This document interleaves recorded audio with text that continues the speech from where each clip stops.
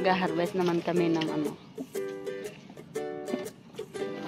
grapes na blue daw to, blue grapes.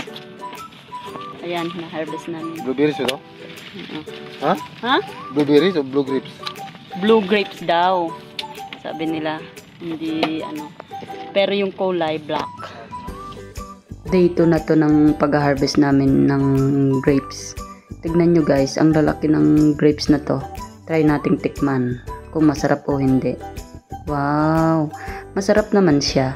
At libre naman po ditong kumain habang nag-harvest. Yun nga lang, pag madami kang nakain, baka lasing ka na, hindi ka na makapagtrabaho.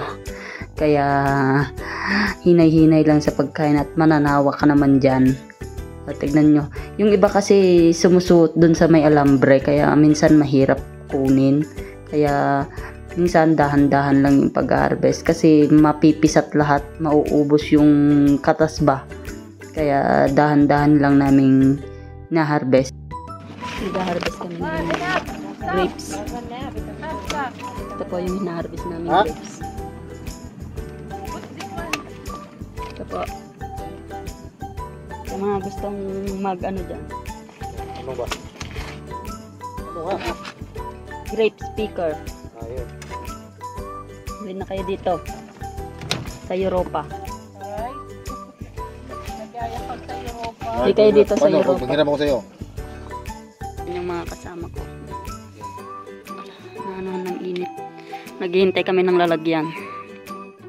Si parang Jeffrey.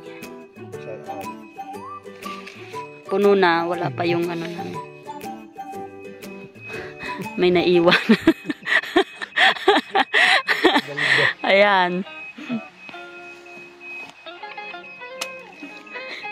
Si Okra, kain ng kain. Libre kain dito. Lasing na. Pag nakadami ka na dito, lasing. Ma'am. Ayan, tapos na po kaming nag-harvest at na-deliver na po dito sa may paggawaan ng wine. At ito po ay titibangin muna bago ilagay sa machine. Yan po muna ang video natin. Salamat!